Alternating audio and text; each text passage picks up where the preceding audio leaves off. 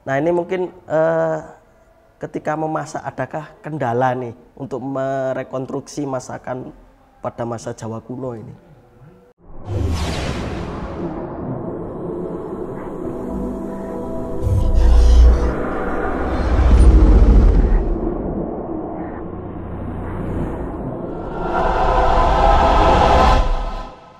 Oke pemirsa, jumpa lagi bersama saya di channel Girimataya. Nah, kali ini kita akan membahas yang berbeda nih. Kalau kemarin kan membahas mengenai sejarah dan lain-lain, kita mencoba membahas mengenai makanan. Tentunya masih di nuansa klasik nih. Kalau di dalam ilmu itu disebut ilmu gastronomi. Nah, kali ini saya akan membahasnya dengan pakarnya atau chef. Nah, ini Pak Daniel ini ya. Bisa diperkenalkan dulu Pak Daniel, apa istilahnya kurikulum vitae ya, bisa dibilang begitu. Oke, Rahayu semua. Rahayu. Perkenalkan, nama saya Daniel, biasa dipanggil Chef Daniel. Karena saya berkecimpung di dunia kulineri sejak 2003 sampai sekarang masih berkecimpung di dunia kulineri. Gitu. Yeah. Saya sekarang bekerja di salah satu hotel di Kota Malang sini sebagai chef juga di sana. Nah, itulah sedikit pengenalan beliau ini, kurikulum vitae-nya seperti itu. Beliau adalah salah satu chef di hotel di Kota Malang. Yeah. Nah, kali ini di depan kita ini sudah ada hidangan ini, hidangan beberapa masakan-masakan. Nah, nanti kita coba jelaskan ini mengenai ilmu gastronomi atau merekonstruksi masakan di masa Jawa kuno gitu ya, bisa dibilang begitu ya. Entah itu melalui prasasti ataupun serat ataupun karya sastra yang lain gitu Pak Daniel ya. Yeah. Nah, dimulai dari kisah awal ini, ketertarikan untuk apa ya istilahnya, ingin menggeluti di dunia rekonstruksi masakan Jawa kuno ini. Awal kisahnya bagaimana ini? Ya mungkin dulu waktu saya awal mula berkarir di kulineri, mulai dari sekolah, terus sampai saya mulai bekerja di hotel, di restoran. Banyak sekali kulineri yang ada di dunia ini khususnya ya. Saya mulai belajar tuh saya masakan Eropa, masakan Asia, ASEAN, kayak Chinese food, Italian, Chinese food, Thailand food, gitu-gitulah, ASEAN. Terus saya juga mulai belajar masakan Indonesian. Makanya dari situ kenapa saya harus belajar masakan Indonesia, padahal saya sendiri dari Indonesia. Jadi keinginan tahuan saya untuk belajar masakan Indonesia yang sangat kaya ini ternyata, dan sangat banyak yang perlu digali. Betul. Gitu. Terutama di Jawa. Jawa itu udah beragam-ragam masakan dari Indonesia. Beragam-ragam masakannya, terus ciri khasnya juga macam-macam. Beda daerah juga beda juga rasanya, bumbunya, cara penyajiannya juga beda-beda. Itu dari Jawa saja, belum lagi dari daerah-daerah yang lain. Sekarang ini saya mulai coba menggali gimana sih asal muasal masakan kita, masakan Jawa, masakan Indonesia itu dikelola pada masa itu. Nah, mulai saya coba cari di salah satu prasasti, mungkin jenengan udah bisa lihat di prasasti apa itu kira-kira Pak Daniel? Kemarin saya baca tuh di prasasti Rukam. Rukam ya? Yeah. Oh iya. Prasasti Rukam itu. Di sana masa Rukam tuh masa sebelum ini ya? Ya di era Medang gitu. Medang, ya, di era Medang. Masih ya, Medang. waktu itu ditemukan di Temanggung ya. Betul. Dan ada beberapa hidangan disajikan waktu itu penetapan upacara Sima, tanah Sima. Itu kan sebenarnya banyak sekali yang diolah waktu itu masakannya. sudah mengenal mulai pengolahan makanan itu sudah sistem diasinkan. Ya. Seperti kayak ikan diasinkannya saat ini mungkin kita sudah mengenal ya, digereh. Gereh. Nah, waktu itu sudah ada juga. Sebutan gitu gereh itu ya, sudah ada ya. Sudah ada. Terus makanan diasamkan. Terus apa namanya? Ada yang diasap. Diasap juga ada. Kemudian ada diasap terus sistem di apa namanya? Kalau diasinkan kan setengah diawetkan ya, juga diawetkan. Terus diasap juga setengah juga diawetkan juga. Dan pengawetannya sudah ada. Pengelolaan cara metode cooking yang untuk mengawetkan makanan sudah ada. Nah, ini merupakan apa ya istilahnya? Teknik di masa lalu itu seperti itu ya? Iya, betul. Teknik di masa lalu seperti itu. Masih sangat sederhana sekali. Sangat sederhana sekali tekniknya, masih ya menggunakan apa namanya? Merebus juga, terus metode apa namanya? Istilah tim gitu ya? Ya, steam, matiman itu ada kan, istilah ada. Terus ada apa namanya? Istilah bakar, sudah ada, istilah bakar. Kalau istilah sekarang di grill gitu kan. Istilah kerennya terminologi di kita di grill, terus apa di steam, di tim itu ada juga. Terus istilah apa diasap, terus sampai sekarang pun masih ada kita pakai di smoke gitu kan, sekarang udah ada. Soalnya dari dulu sudah ada gitu sistem apa pengolahan makanan apa metode cooking, metode pemasakan ya, metode masaknya sudah ada waktu itu, sudah ditemukan gitu. Terus untuk pengawetan makanan diasinkan, kita waktu itu kan dahulu kan nggak ada namanya apa namanya lemari es apa nggak ada, jadi makanan masih manual diasinkan baru bisa disimpan berapa bulan lah gitu. Masih ada. Nah, di mana di prasasti ataupun di karya sastra masa Jawa kuno ataupun tengahan nih, adakah teknik masaknya itu menggunakan goreng? Kalau di masa itu belum ada. Di masa itu belum ada ya? Masuknya teknik menggoreng itu setelah masuknya Cina ke Nusantara gitu Nusantara, lah ya. Masuk dari Tiongkok. Jadi dari sana ya? Iya, dari Tiongkok itu memasukkan budaya dari Tiongkok itu. Jadi ada teknik menggoreng di sana. Jadi mulai mengenal itu teknik menggoreng itu justru dari Cina, dari Tiongkok gitu. Iya, betul. Karena mungkin sudah ada kebutuhan ya, kebutuhan teknik masak yang harus digoreng gitu. Pada waktu itu kan mungkin masih ada cuma ada apa teknik steam apa namanya dikukus, terus teknik merebus gitu kan, terus teknik diasap, teknik pengasinan, teknik apa namanya diasamkan.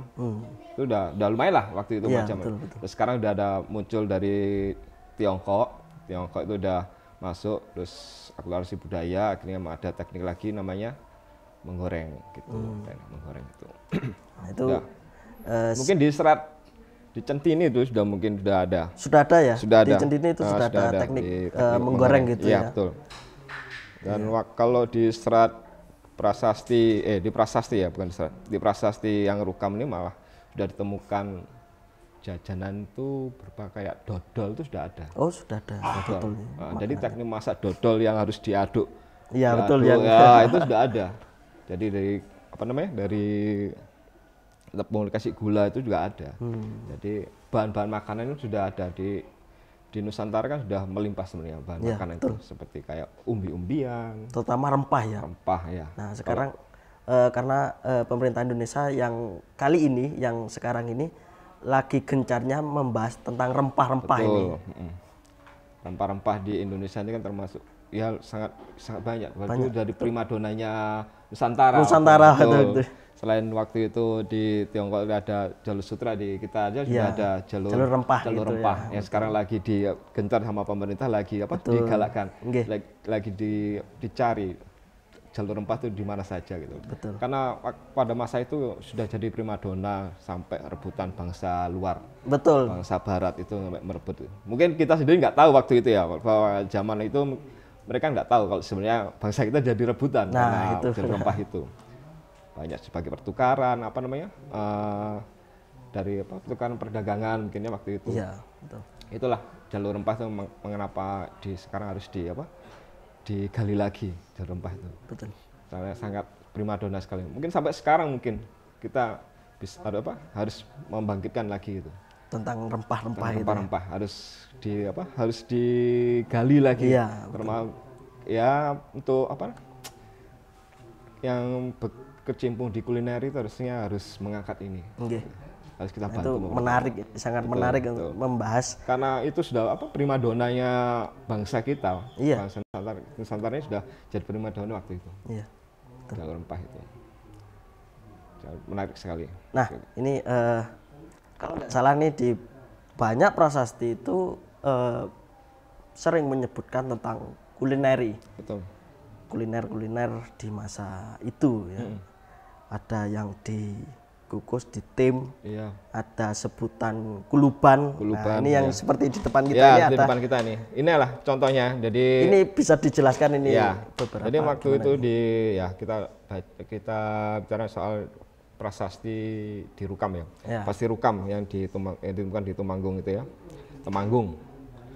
Nah, seperti ini kulupan ini. Nah, ini tekniknya sangat sederhana sekali sebenarnya waktu itu, zaman itu, dan bahan-bahannya itu sangat melimpah di Nusantara. Betul. Sangat melimpah. Jadi sayur-sayuran kita melimpah, terus kelapa itu melimpah, terus bumbu-bumbu kayak empon-empon lah bahasa kita tuh sangat melimpah. Itu punya kita sendiri, hasil dari bumi di Nusantara ini. Hasil bumi Nusantara ini itu dikelola sedemikian rupa jadi makanan yang sangat, ya menurut saya sangat luar biasa. Ya. Sangat bagus lah gitu loh. Ya. Pada masa itu, dan sampai sekarang pun masih kita bisa nikmatin. Ya, betul. Banyak sekali masih kita nikmatin. Seperti nah, ini apa namanya? Contoh ini apa? Ya, ini kalau di Malang namanya orem-orem. Kalau di Malang orem-orem ya, betul. Orem-orem tahu tempe. Ini juga teknik masak mereka yang di sana itu cuma direbus saja dengan bumbu-bumbu gitu. Direbus sama bumbu-bumbu dikasih santan. Ada santan. sebutan nama mungkin? Mungkin penyebutan nama. Mungkin ya apa ya waktu itu nggak ada disebutkan nama untuk nama pemasakan nggak ada. Nama makanan nggak ada. Waktu di rumah nggak ada. Cuma teknik memasaknya pun cuma teknik memasaknya aja yang disebutkan. Makanya mereka jadi di Malang bukan kalau namanya orang-orang gitu. Ya. Mungkin nanti bisa diteliti lagi dengan Mas yang berkecimpung dengan situ kan. Nanti bisa jadi bahan masukan juga buat kita yang terjun di dunia kulineri. Kenapa jadi namanya orang-orang gitu kan. Itu. Gitu. Terus ini ada kari ayam ternyata. Nah, kari ayam ini malah sebenarnya waktu itu ada asimilasi kulturasi budaya juga dari bangsa Timur Tengah. Ternyata waktu itu bangsa Timur Tengah itu juga ya istilahnya tuh saling tukar-tukar itu tukar ini akulturasi budaya. Nah, terus mereka mungkin rempah-rempahnya kita harus rempah-rempah mereka itu seperti kayak jinten itu kan mereka dari sana. Dari sana gitu. Jinten terus bumbu dasar kari powder lah, bumbu kari itu. Kan ada jinten juga itu dari sana. Itu. Termasuk dari ini kari ayam itu. Ternyata sudah ada di sini di prasasti juga ada disebutkan ya, itu. Ada. Gitu. Ada di prasasti Rukam ini. Ternyata masakan ini salah satu juga ada dia termasuk ada untuk masakan besar upacara tertentu. Kayak tadi di Sima itu ya. Ya, penetapan tanah Sima itu. Penetapan tanah Sima itu kan jadi kan ada acara besar waktu itu. Betul, pasti ada acara besar. Acara besar waktu itu di mungkin sana. Suguhannya untuk makannya ini. Betul. Terus ini. Ada namanya nasi paripurna apa ya gitu ya? Iya, betul. Nasi paripurna. Nah, itu apakah saya mikirnya itu kayak semacam tumpeng. Ada kemungkinan seperti itu. Seperti itu. Mungkin nasi paripurna ini adalah tumpeng gitu ya. Iya, nasi paripurna itu kayak tumpeng sebenarnya. Iya. Jadi beragam lauk pauknya dengan nasinya dengan situ jadi satu di situ. Iya, betul. Jadi tumpeng. Jadi kayak perayaan gitu loh. Betul. Perayaan di pembahasan tanah pajak ya. Gitu. Iya. Ya. Jadi saya ingat ini Pak Daniel, di UGM itu ada salah satu profesor namanya Pak Timbul Haryono. Beliau juga pernah menulis artikel atau buku mungkin yang membahas tentang gastronomi atau masakan-masakan pada masa Jawa kuno. Jadi di artikel atau buku itu Pak Timbul menyebutkan beberapa masakan-masakan yang pernah ditulis dalam prasasti-prasasti itu. Jadi ya seperti inilah. Mungkin contohnya ada yang kulupan, ada yang betul, ada kulupan. Mungkin bakar gitu ya. Mungkin waktu itu memang teknik masak mereka masih sangat sederhana. Jadi mereka menggunakan bahan yang ada, terus alat-alat yang ada waktu itu betul. Ya kan. Jadi memang harus seperti dibakar kan macam-macam, ada apa bahan makanan itu dari misalnya dari nabati dulu. Nabati dulu kayak sayuran ini kita sudah melimpah di sini. Terus untuk apa namanya? Karbohidrat kita juga udah melimpah kan, seperti padi-padian, padi itu sudah ada, koko gitu ya, itu juga sudah banyak sekali melimpah. Dan pengelolaannya juga sudah ada, mereka sudah mengenal namanya sistem di sini steam ya, dikukus. Nah itu kan sudah ada ya, ada pengelolaan steam kan ada, berarti kan sudah sudah maju sebetulnya sudah mengenal itu gitu loh. Jadi sistem pengelolaan padi menjadi beras menjadi nasi kan berarti sudah zaman itu sudah maju gitu waktu ditemukan. Berarti ya sebenarnya kita sudah sangat bersyukur waktu itu sudah dikembangkan, masa itu sudah ada gitu loh, dan sampai sekarang pun masih digunakan gitu loh. Bahkan sampai mendunia pun sudah digunakan gitu loh. Gitu sistem itu masih sudah ada. Sistem bakar ya, sekarang kalau istilah kerennya kan, istilah di kuliner itu kan di grill gitu, sudah ada sistem bakar, sistem asap itu sudah ada, di smoke gitu kan sudah ada. Tekniknya hampir sama ya. Tekniknya ya sama, maksudnya nggak ada problem, mungkin alatnya lebih dimodernisasi sekarang kan gitu. Ya namanya setiap zaman kan pasti ada perubahan. Betul. Gitu. Ada modernisasi. Betul. Jadi sudah lebih maju lagi gitu. Jadi mungkin yang dulu lama sekarang udah lebih cepat, gitu kan. Dulu pakai tungku, sekarang udah pakai magicom. Gitu. Sama aja sih sebenarnya, sudah ada sistem gitu. Nah ini mungkin ketika memasak adakah kendala nih untuk merekonstruksi masakan pada masa Jawa kuno ini? Mungkin kendala alat-alat yang dipakai dulu ya kalau rekonstruksi gitu. Ya kan, karena sudah kalau rekonstruksi memang hampir mirip dengan yang dulu gitu ya. Kalau kita rekonstruksi kan harus cari alat-alat yang dipakai waktu itu kan. Nah itu yang mungkin kendala, kita harus mencari apa sih alat-alat yang dipakai, mungkin apakah tungku, apakah apa yang gerabah-gerabah itu, anglo ya sekarang anglo itu kan, mungkin pakai itu ya kan. Mungkin ada sih dipakai sebagian, mungkin di desa, di pelosok mungkin sudah ada itu. Bisa aja sih. Kalau metode cookingnya sih saya rasa nggak masalah. Nggak ada kendala gitu. Nggak ada kendala karena pada dasarnya masih kita pakai juga sampai sekarang. Kalau mengenai bumbu ini? Kalau bumbu sampai sekarang masih dipakai. Masih dipakai sampai sekarang. Untuk kuliner kita masih mudah lah dicari.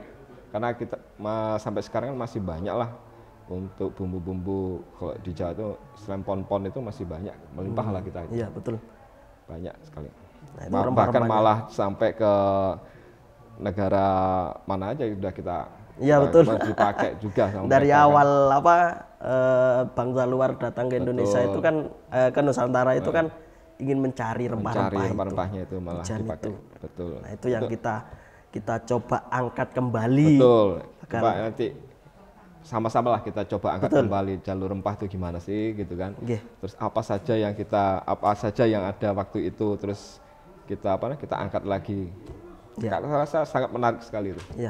Menarik sekali. Ini pembahasan menarik mengenai kuliner atau rekonstruksi kuliner pada masa Jawa kuno ini. Iya betul. Jarang sekali soalnya pemirsa yang membahas mengenai kuliner ini. Iya, karena waktu itu kan dilihat masa itu gimana ya, mungkin sistem masak mereka ya gimana. Setelah kita gali-gali dengan prasasti yang ditemukan, oh ternyata masih kita gunakan loh saat ini. Saat ini masih kita gunakan.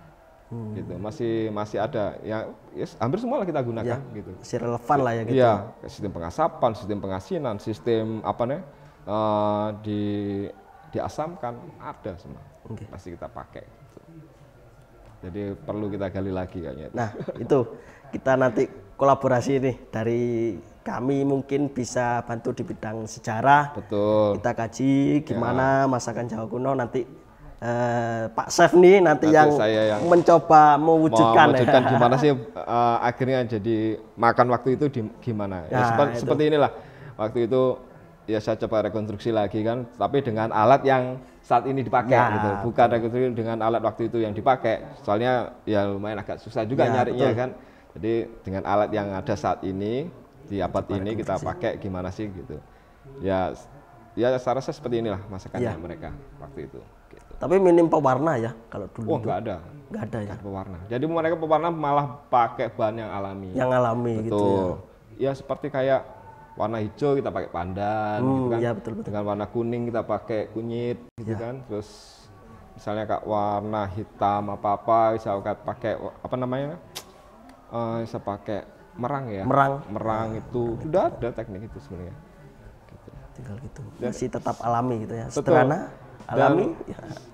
Kemajuannya memang saat itu ya alhamdulillah waktu itu sudah ditemukan itu saya berarti orang dulu emang hebat nah gitu itu yang menjadi pertanyaan, makanya masaknya itu nggak kalah gitu dengan bangsa lain. Bahkan saya lihat kemarin itu saya sempat baca di serat apa ya di salah satu di prasasti Rukam ini bahkan ada nasi itu bahkan sudah diekspor ke Cina. Oh sampai segitunya? Sudah sampai ke Cina.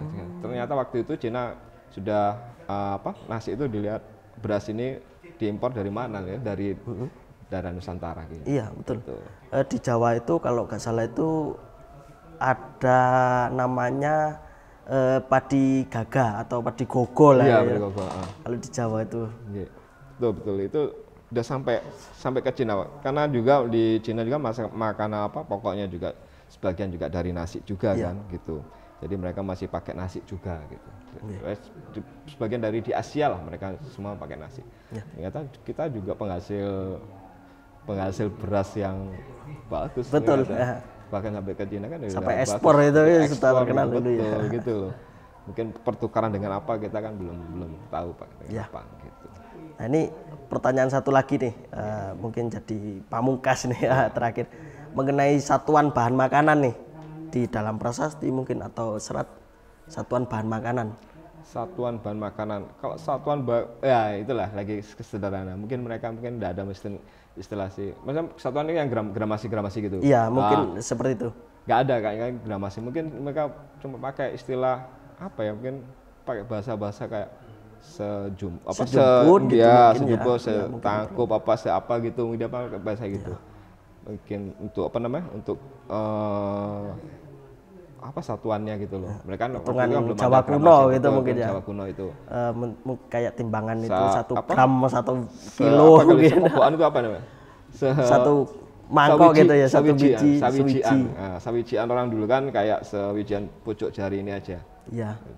Bumbunya sawijian gini kan gitu. Ya, jadi cuma sejumput lah. Sejumput gitu lah istilahnya seperti gitu. Itu. Mungkin bahasanya mungkin bisa menggali lagi. Nanti saya juga akan pelajari lagi gitu. Kita akan membahas lagi deh. Iya betul.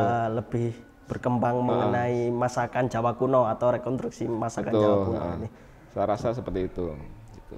Bersama chefnya ini yang mau merekonstruksi masakan Jawa kuno. Karena kalau menurut saya selama ini melihat atau berkecimpung di dunia sejarah jarang ada yang mencoba merekonstruksi. Betul. Kalau menulis artikel ada seperti Prof. Timbul itu mencoba membuat artikelnya, dan beliau ini Pak Daniel mencoba merekonstruksi masakan Jawa kuno seperti ini. Kalau mungkin ya maaf saja kalau Prof. Timbul kan dia kan secara akademisnya dia kan mungkin gitu. Menulisnya mungkin untuk proses pemasakannya gimana kan mungkin belum tahu gimana mungkin ya belum bisa mengartikan.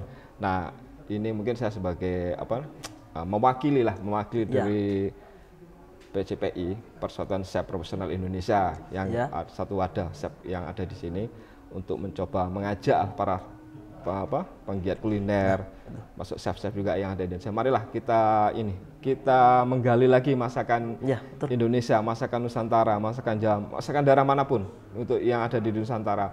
Mungkin yang ada di di Sumatera bisa menggali lagi, masakan di Kalimantan menggali masakannya lagi kan. Kita munculkan lagi. Betul, kita satukan. Wah, inilah kekayaan kekayaan Indonesia di bidang kuliner itu sangat banyak sekali yang bisa kita makan. Gitu. Dari masa dulu sampai sekarang pun sangat kaya. Kita angkat lagi lah gitu. Karena itulah apa ya? Menunjukkan jati diri bangsa kita. Iya.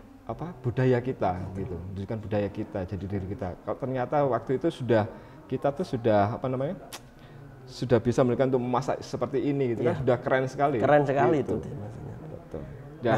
Jangan cuma maksudnya ya oke, kita bisa belajar kita masakan luar negeri mungkin sangat ya perlu juga kita mengenal. Tapi kan juga kita harus jangan sampai yang mengenal masakan kita malah chef-chef dari luar negeri. Nah, itu gitu yang kan. lebih bahaya itu. Itu ada pernah kejadian. Waktu saya pernah kedatangan tamu chef gitu kan. Waktu saya kerja di salah satu hotel juga di Malang juga sih, dia sangat mengenal sekali masakan Indonesia. Jadi proses pemasaknya dia harus benar-benar, maksudnya kalau diulek ya diulek, di blender nggak mau dia, gitu. Keren orang, padahal dia orang Prancis. Orang Prancis gitu ya. Orang Prancis. Nah ini gitu. Jangan sampai bangsa kita itu meninggalkan itu. Betul, jangan sampai kok kita bahasa sendiri kok nggak tahu gitu. Mari sekarang kita menggali gitu loh. Jangan sampai justru orang yang dari yang bukan bangsa kita sendiri malah lebih tahu, lebih detail gitu kan. Nah, gitu. Nah, itulah pesan untuk pemirsa Girimataya dari Pak Daniel, seorang chef mengenai masakan yang ada di Nusantara. Ayo kita angkat kembali. Betul. Kita kenalkan kembali agar kita lebih cinta kepada bangsa dan negara kita. Oke, tetap ikuti video-video selanjutnya di channel Girimataya.